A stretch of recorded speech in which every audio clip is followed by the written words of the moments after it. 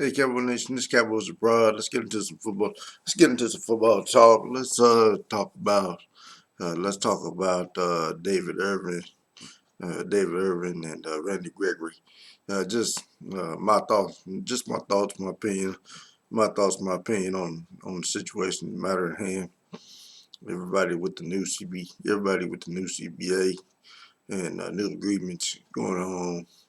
Um, Conversations being had whether or not we should bring these guys back into our organization, bring them back into the fold.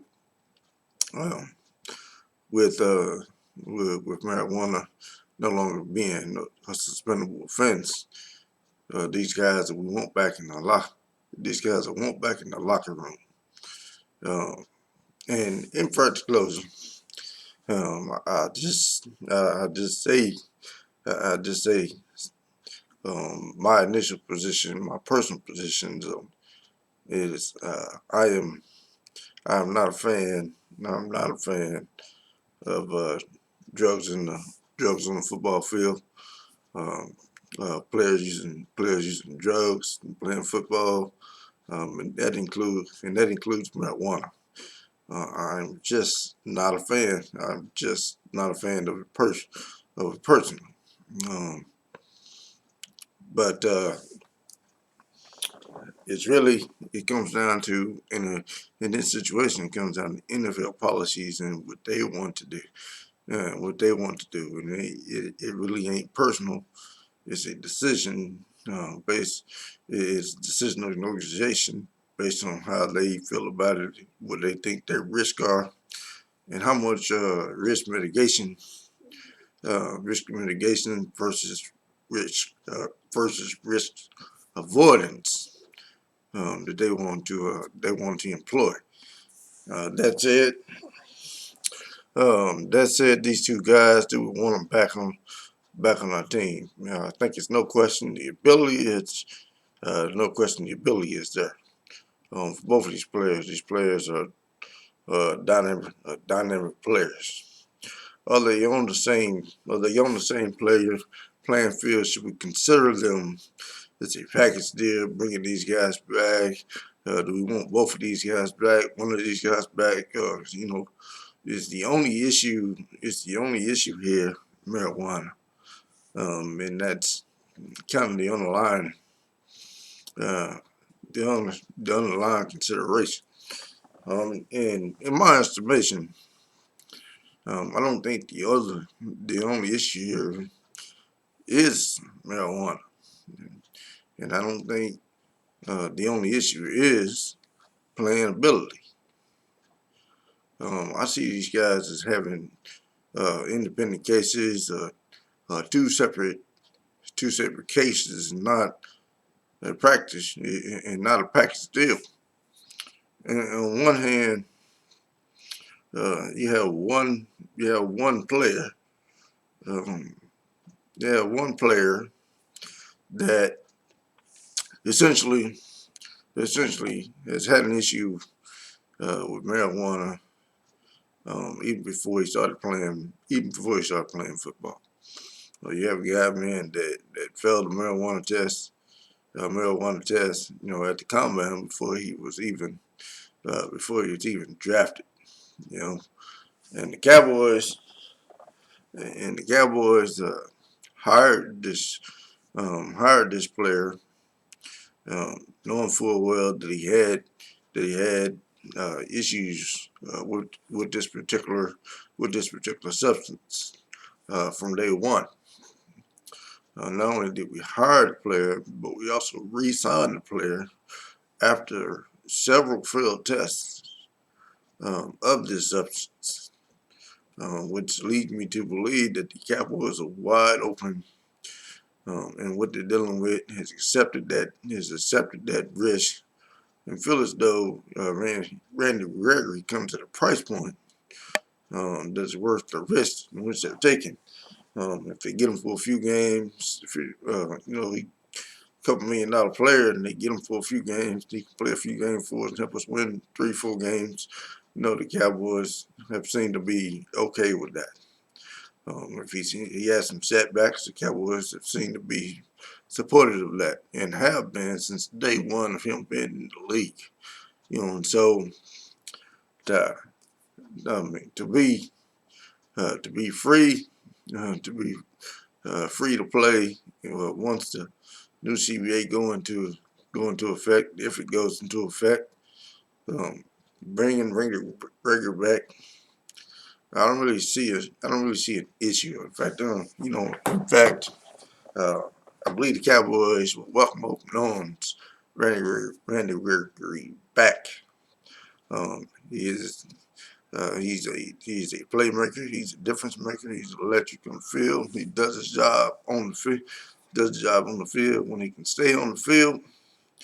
And this is an issue that we've accepted, acknowledged, and okay with as an organization. So no issues there. On the other side of the coin, you have somebody that um, ultimately became a distraction. Became divisive in your locker room. A guy that's uh, challenging workplace policy, and chose to, and chose to do so in such an embarrassing fu type of fashion. That I don't know how you bring a guy back into your locker room um, with that kind of background. With that kind of background, um, he has a policy that he doesn't like. Has a policy that he doesn't agree with. That he doesn't agree with. He has a policy he doesn't like. Has a policy doesn't agree. That he doesn't agree with.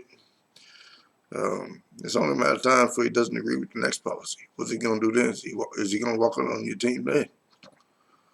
What's gonna happen? What's gonna happen then when you try to instill discipline on another player for doing similar things? How you gonna do that when you get this guy free pass and free ride?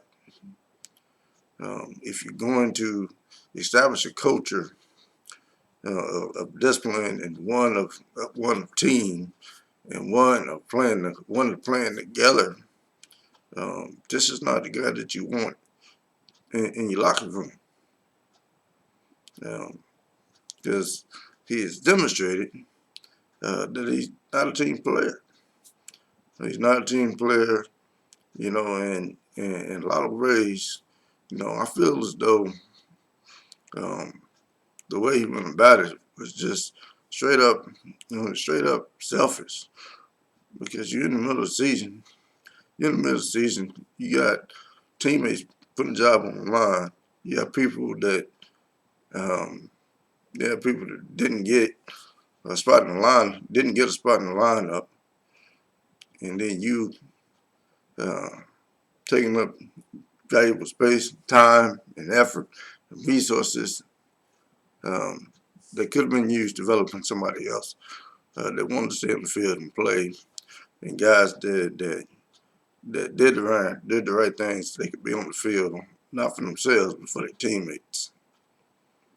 Um, but for you and David Irvin, it's clearly all about him and what he wants to do. Uh, fuck his team, fuck his teammates, fuck the guys that's out there busting his ass, fuck the guys to the defensive ends, the defensive tackles that's relying on him and counting on him for good to be there in the lineup. I mean, fuck the defense. Fuck the defense that needs defensive powerhouse in the middle. Getting out to the QB, but he can't play, won't play. He can't play, won't play, uh, because he'd rather smoke than be out there with his damn teammates. Um, and I don't know how you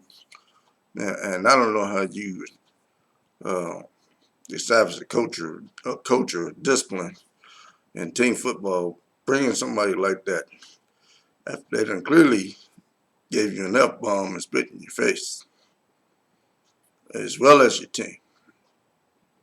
Um, me, thanks for no thanks. I don't want David Irvin. I don't want David Irvin back. Don't want him back in the locker room. Don't want him back on the team. And it's not so much his marijuana use, but his lack of discipline and the way he fucked over the team. The way uh, he chose himself over the organization.